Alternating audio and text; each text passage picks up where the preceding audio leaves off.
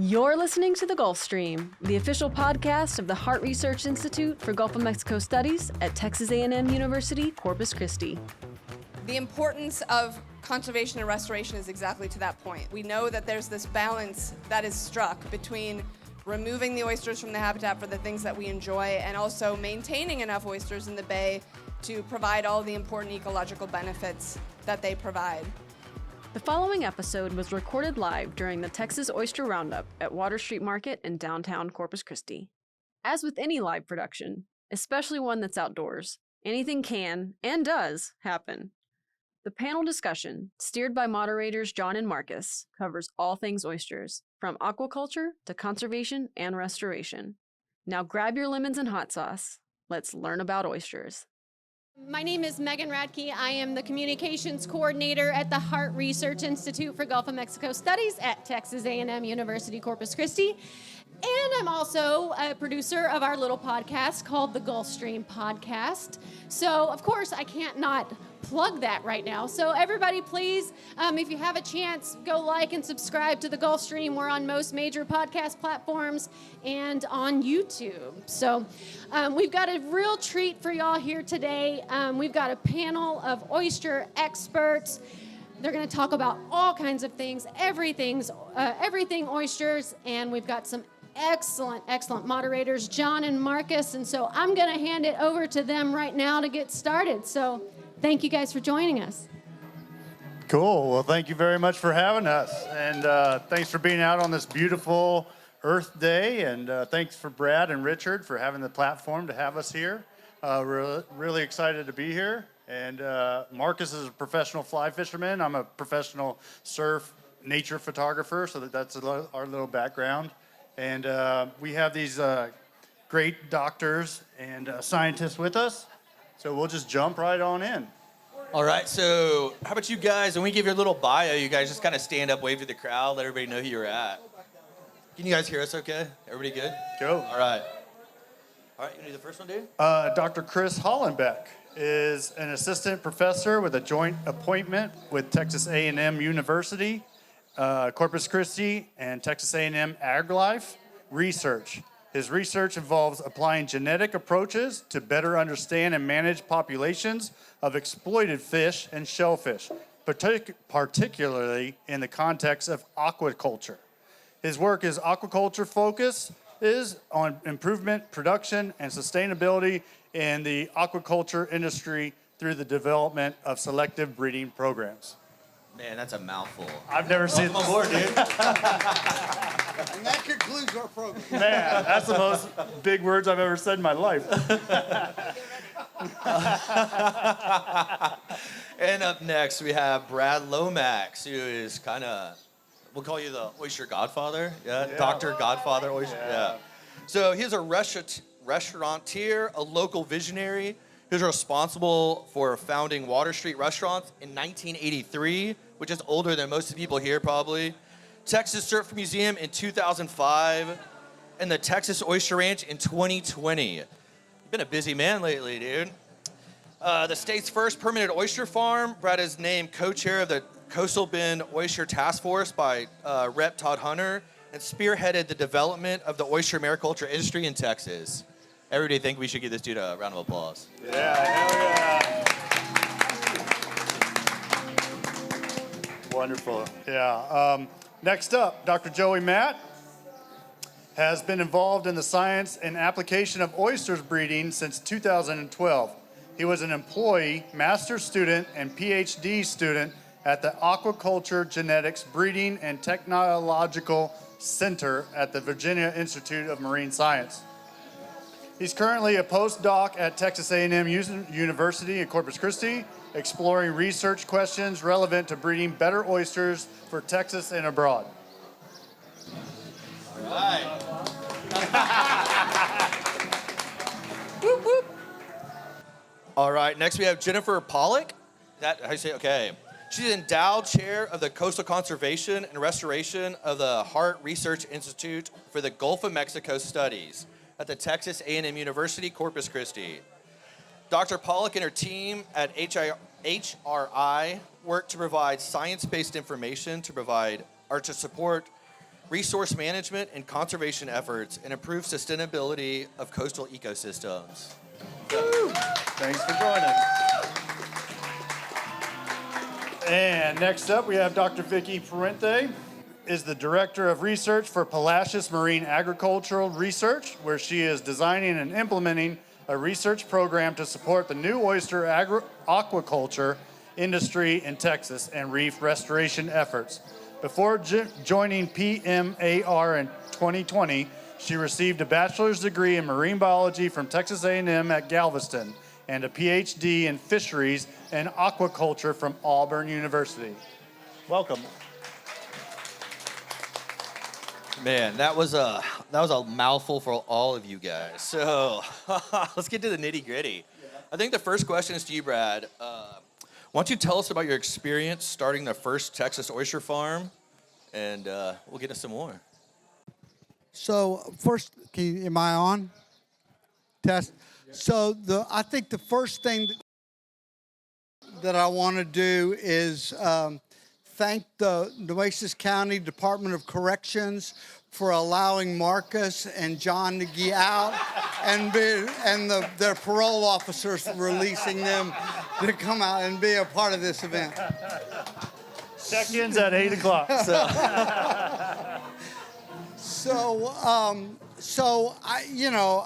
It started 4 years ago when in working with Harte Research Institute, and my friends there discovered that Texas was the only state with a coastline that didn't allow oyster farming.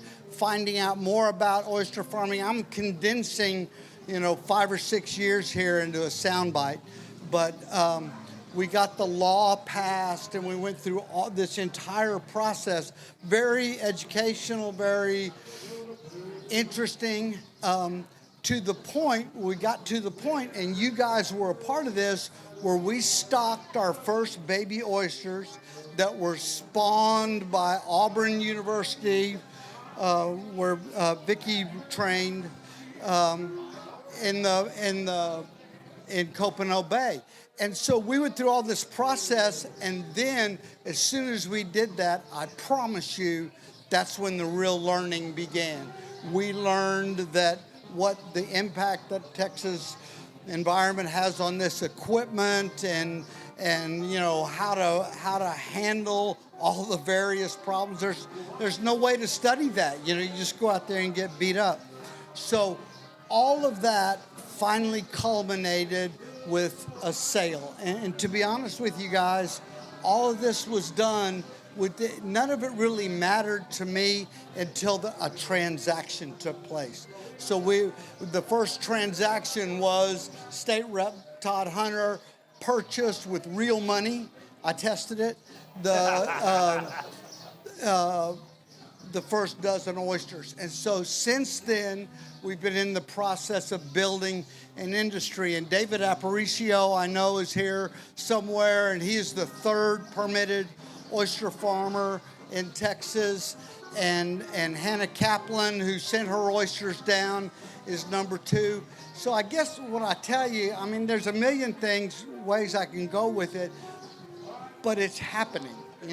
It's an industry, and it's the future of what oyster farming of what oyster harvesting is going to look like. Because we are not, you guys all know, as fishermen and environmentalists, that we can't keep dredging the bottom to get our oysters. That's my answer. I'm sticking to it. Don't call on me again. Well, I think you hit the nail on the head, because my next question was why oysters, but like you mentioned, we've seen the dredging, we've seen what they've done. Marcus and I being fishermen, and everybody else here, that's a home for these fish, for the bait that they eat, and it's something that if we lose, we're going to lose our bait system. So unless you want to go on further with why oysters, man, I think you kind of nailed it out of the park. Yeah. I think the question is, why didn't Richard get to buy the first dozen oysters? Yeah, totally. Too funny. Well, this goes out. Next question to Chris or Joey, whoever feels better at this. What role does genetics play in oyster farming and managing oyster fisheries? slide. Do I need to turn the? Okay, that's good. So I don't know if I feel better about this one, but I'll give it a go. So I guess genetics kind of conjures up a lot of different ideas for people. So in this case, what we're talking about is basically genetic tools. So genetics gives us the ability, in the case of oysters, to kind of understand how oyster populations work. And that's really useful in kind of a variety of ways. So from a fisheries management point of view, it's really useful to be able to understand how many populations there are, how they're structured, how individuals move from place to place, so how they migrate and at what stage. Also things like how individuals are adapted to their environment. All of those things factor into how management decisions are made. And so genetic tools kind of give us a way to ask those questions and then to take that information and put it into management plans and define management units and that sort of thing. From a farming point of view, kind of the same idea. We want oysters that are really well suited to farming, to be able to grow in a farm environment, to survive well. It's kind of what impacts the bottom line. And a lot of that has a genetic component. So if we want to, for example, breed oysters to survive well, to kind of make a good product for the market, that's really a genetic question. So. Cool. I didn't even think about oysters migrating like you talked about. I'm like, yo, they're just there. There's a bed. And now I'm like, wow, tides, currents, all that. That makes total sense to me now. Yeah, when you go over there and look at their display over there, how small those little ones are just like shooting around in that stuff, you're like, dude, these can blow anywhere. Anywhere. The current in the Laguna Madre is ridiculous sometimes, so. That's cool. It's really interesting. I'm learning. I'm going to change questions on you really fast. So while you're already up here, why did you pick oysters? You're doing research on oysters. Why is it important to you? And So my background is in kind of aquaculture breeding in general. So I've worked on lots of fishes, salmon, and other aquaculture fishes. Oh, is that better? I don't want to be too close. Yeah. Okay. Thank you. But I'm from Texas, and this new Texas oyster industry excited me, I'm excited to be here and part of this new thing that is happening, and being able to kind of apply the things that we know from other species that have a more sort of mature breeding technology and that sort of thing is exciting, and it's really cool to be sort of on the ground floor of an industry that's just starting and to help to kind of shape that. So. Yeah, it's definitely interesting and cool to be on the ground floor. Like, we were able to put out the first batch, and like, you have a sense of pride and like, hey man, we are helping out, and like, thanks for the invite on that, Brad. It wasn't Marcus and I doing it on our own. But, free labor for Brad. He was like, come on. Too funny.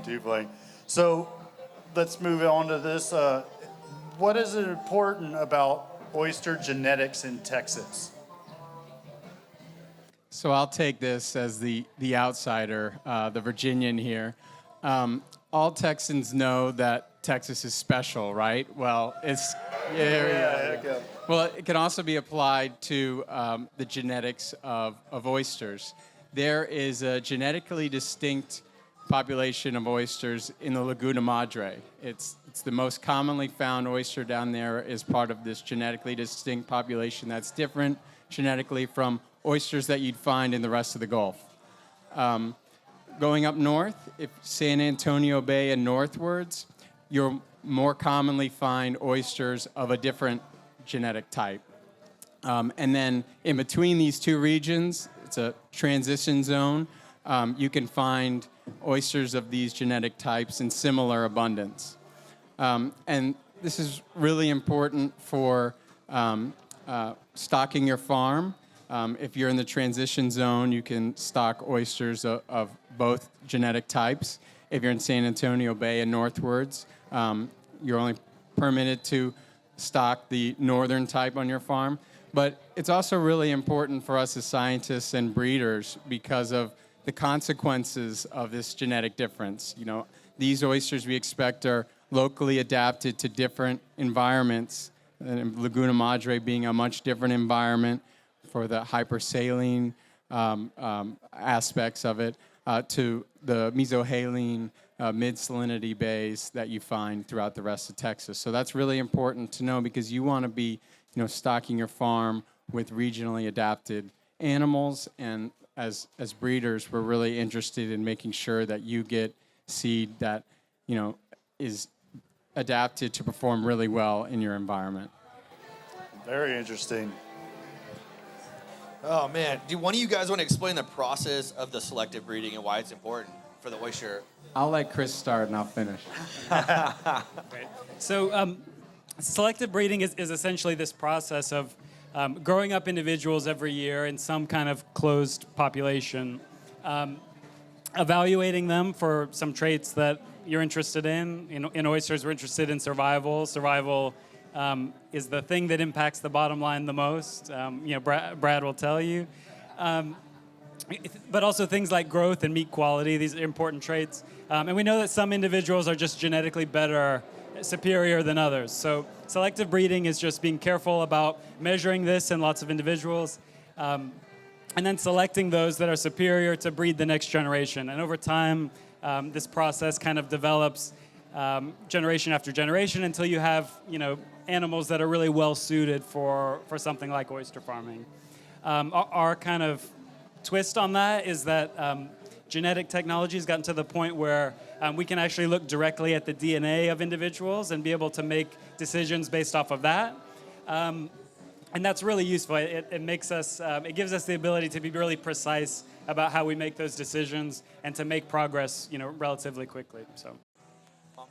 Let me ask another question really fast. This is unscripted, but on the oyster, say genetically over time through the selective breeding process, does that cause health problems later? Like you get, say a disease hits the oyster reef, will it wipe out whole populations of oyster reefs, or is that a disease an issue in that situation? So, mind if I answer? So, an important thing for some new stressor would be genetic diversity. So, if a new pathogen were to emerge in an environment, you would want there to be a diverse population of animals so that they all wouldn't succumb to this stressor.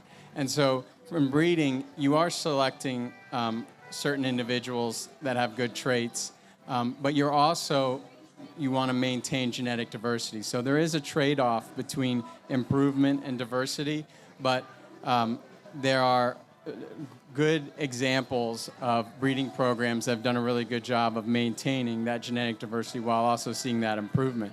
But also to your point about like an emerging, pathogen or disease or stressor, that's why it's so important to have a breeding program operational and ready to immediately respond to that issue that the industry could be facing. We don't want those problems to arise, but just over time in other areas with more mature industries, we've seen, new disease or a new problem like ocean acidification come up, and the industry really could get a lot of value out of a breeding program being able to respond and help the industry through that. Wow, great question, Marcus. That's awesome. No, that's dope. I'm learning, man. Yeah, great. And that's part of that selective breeding question, correct? Yeah. Yeah, great. All right, Dr. Pollack, what is the current state of oyster populations in Texas, and why is their restoration and conservation important? Or how do oysters benefit our bays beyond just oyster population? Am I on? Yep. Okay. All right. Oysters are the only habitat that we eat, so it makes it really complicated to manage. It's like if you went and caught a fish and took all the water. So you can see why it becomes difficult to maintain oyster populations over time. This means that you need to actively manage them. We want to harvest oysters because we want to eat them. They're delicious, but we know they also do lots of other things for us. They filter the water. They make habitat. They protect shorelines. They sequester carbon, which we're learning a lot about, and can help reduce atmospheric CO2 emissions. So the importance of conservation and restoration is exactly to that point. We know that there's this balance that is struck between removing the oysters from the habitat for the things that we enjoy and also maintaining enough oysters in the bay to provide all the important ecological benefits that they provide. This has been a really dynamic last decade. Actually, it's been a really dynamic since 2000 in the Gulf of Mexico. Oyster populations have just been going down steadily, and that trend has been mirrored in Texas. The interesting thing is actually in the last 5 years in Texas, the trend has actually increased a little bit, making it look like Texas oysters are in pretty good condition. But what we're seeing is that in Florida, Apalachicola Bay, which is where tons of oysters come from, it's been closed. It has a 5-year closure on it. Mississippi Sound, where a ton of oysters come out of, closed. There was a huge loss of oysters because of the Mississippi River water flooding in there. This means that all of those fishermen and that fishery has transported itself to Texas. So we see more oysters coming out of Texas bays, not necessarily because the fishery is in the best condition, but because the pressure on the fishery has increased. So conservation and restoration is the other side of that scale. We're removing oysters, and we need to do something to maintain long-term sustainability for food and for all the benefits that we expect that they provide for us. Yeah, that makes total sense. What are some methods used for oyster restoration in Texas? Restoring an oyster reef is actually fairly simple in Texas. So we have enough oysters that are still in our bays. We're in a good position where it's sort of the field of dreams. If you build it, they will come. So what that means is essentially we've removed the fundamental building blocks that the baby oysters need to attach to. So that's the shells of the older generations of oysters that make the reef.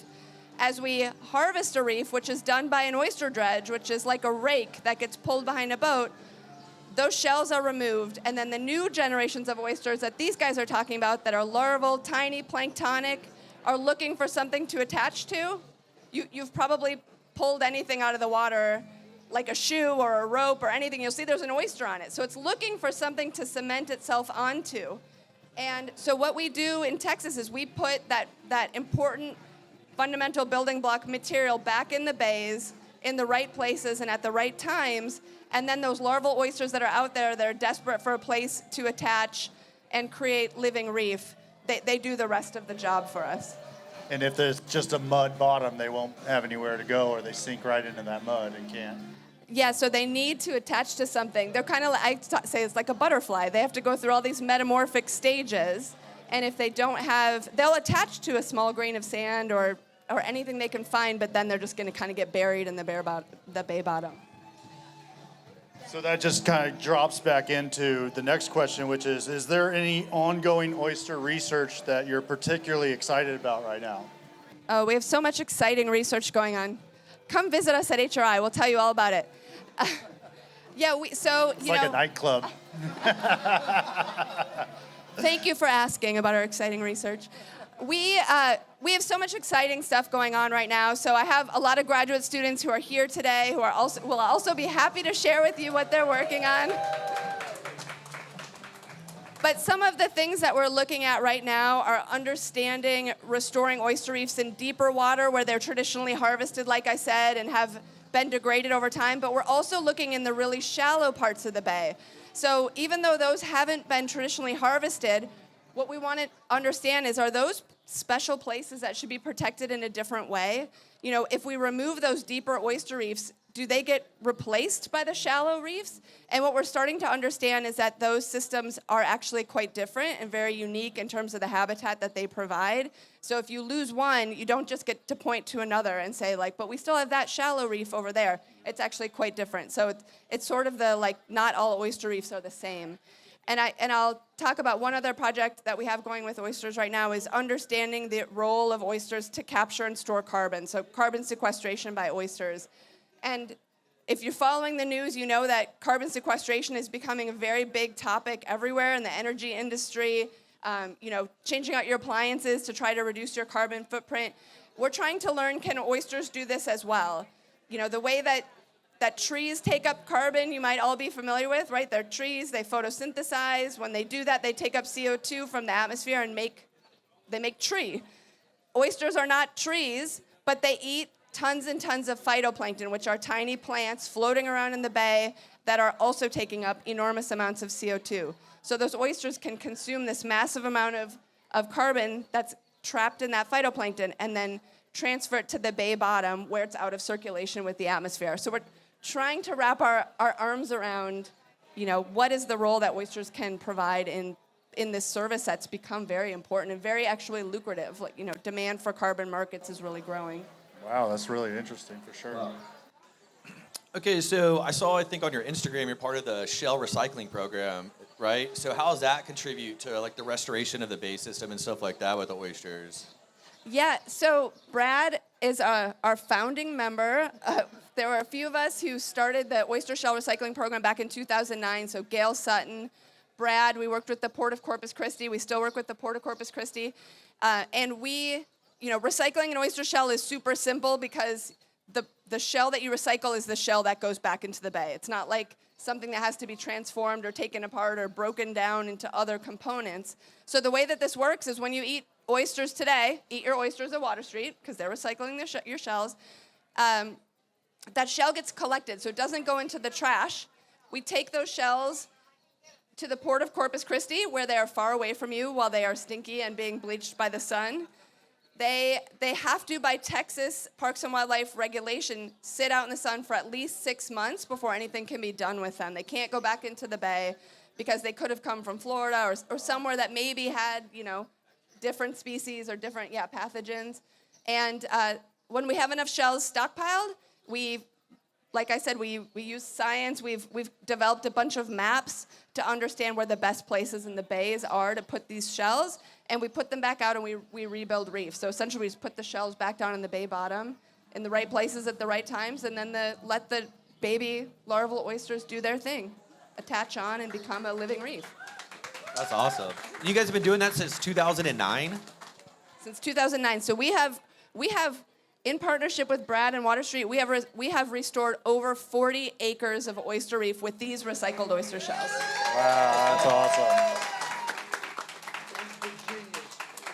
And Virginia's and Port Aransas. Shout out to them too. They've been a partner for a long time. So really quick, Brad, are there you guys and only one other restaurant in South Texas are doing that? Right now, yes, sir. Wow. There's quite a few restaurants that sell oysters here, you think? Yeah.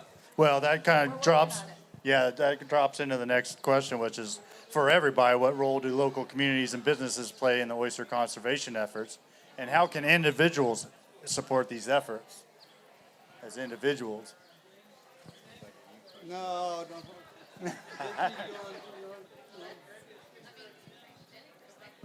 Just the recycling, and finding new oyster spots. Right on. Well, this goes to you then, Vicki. What is the? Well,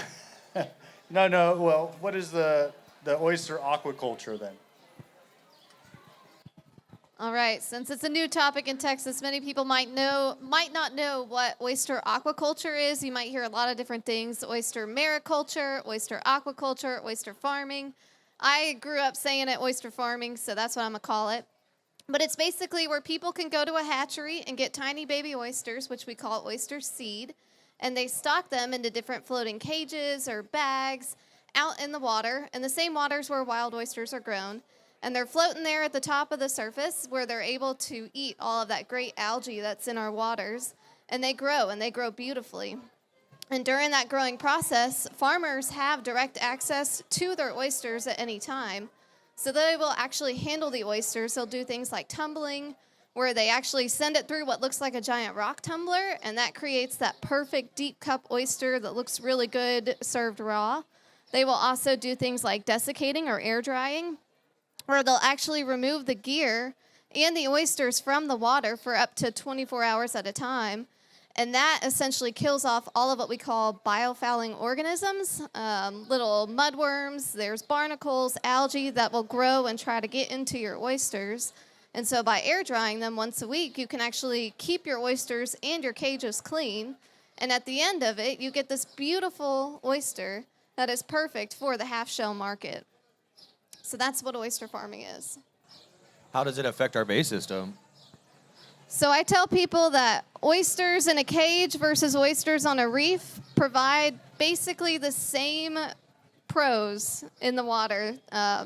So those oysters in the cages, they're still filtering. They still have the ability to filter up to 50 gallons of water a day.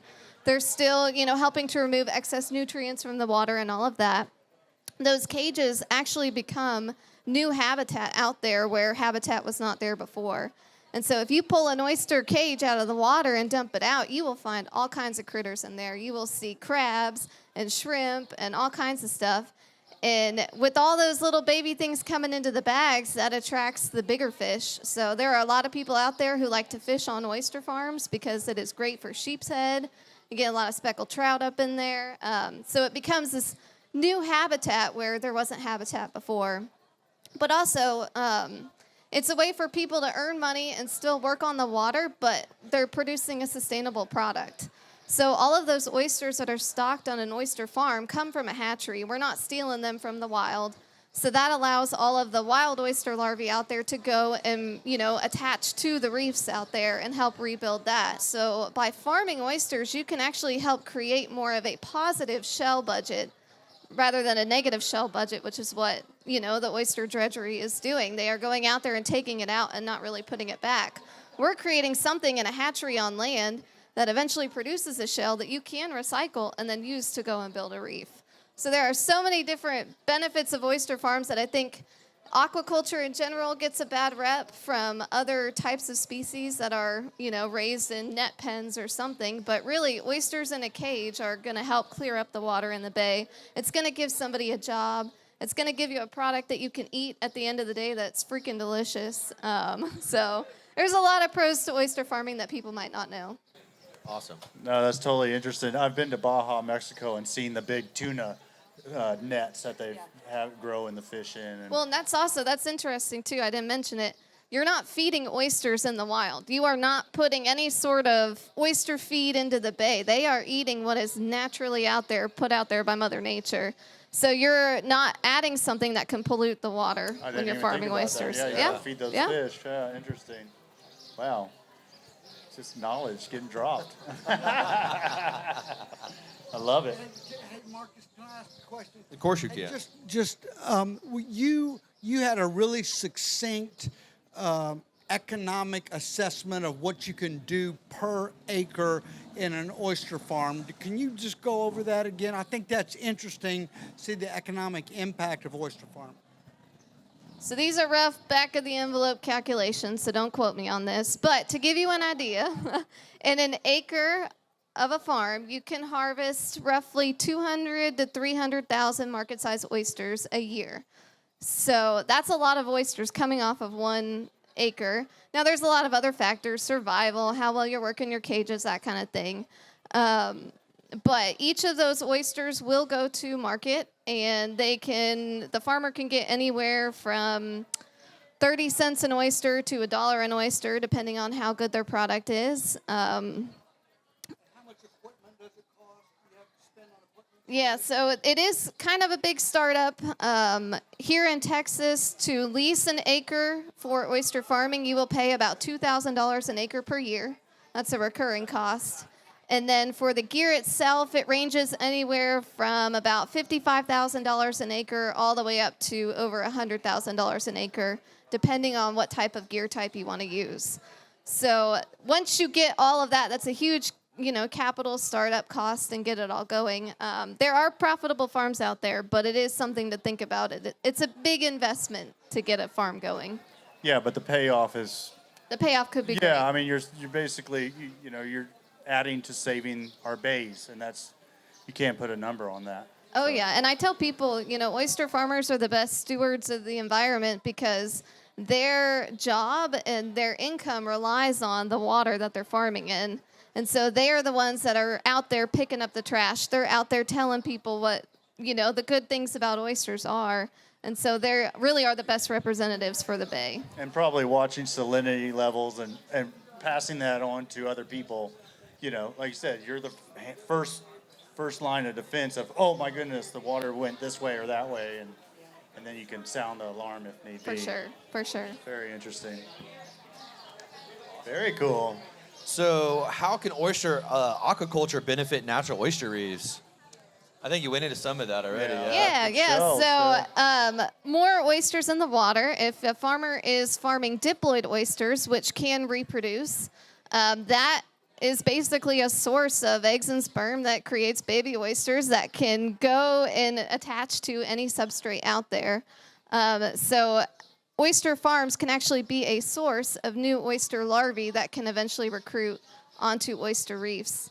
Another way that they can help is that it's providing a food product that is, taking the pressure off of harvesting from those wild reefs.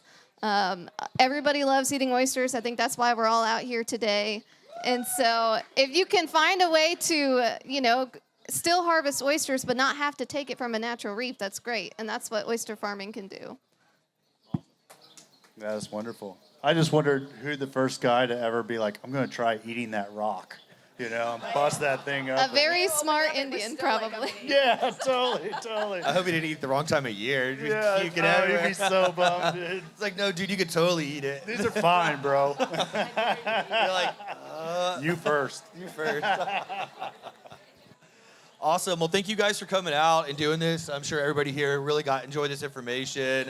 Thanks to Brad for Brad, doing man. this.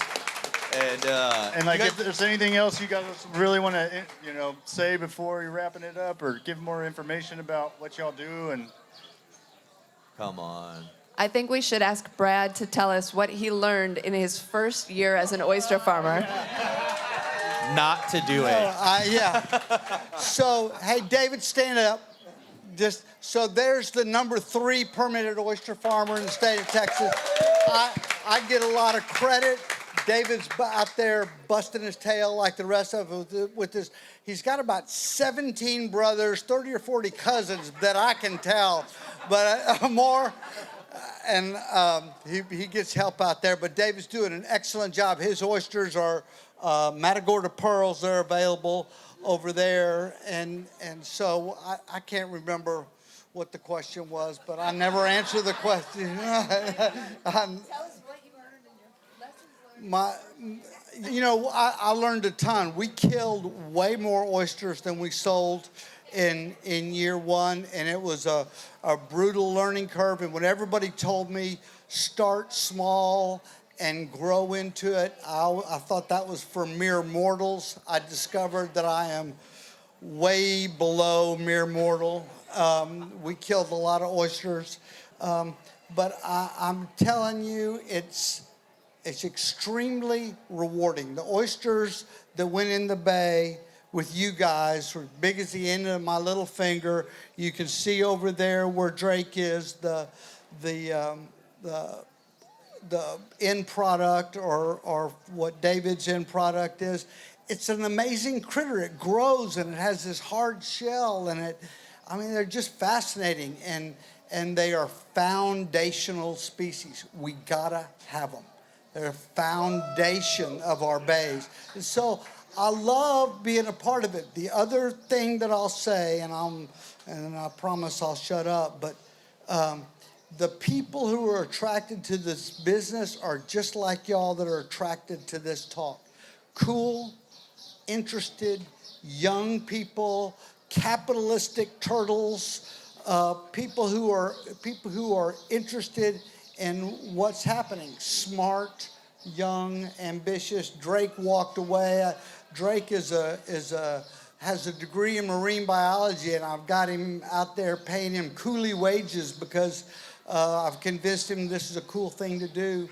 And so it's a cool thing to do that attracts people like you see on this stage. So I appreciate y'all coming out and supporting this, because it will support our efforts to continue doing what we're doing. You're part of the beginning.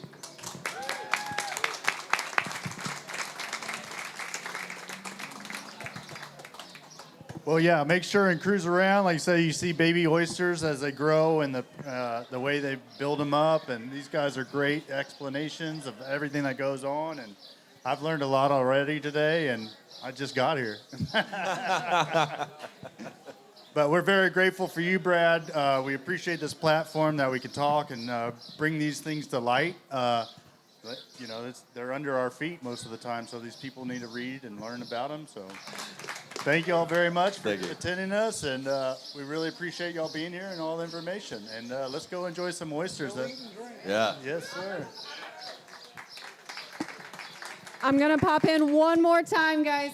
I just wanted to say thanks so much for listening. And if you enjoyed this conversation, it's actually going to be available on our podcast, the Gulfstream Podcast. We'll have it live next week. It's called the Spat Chat.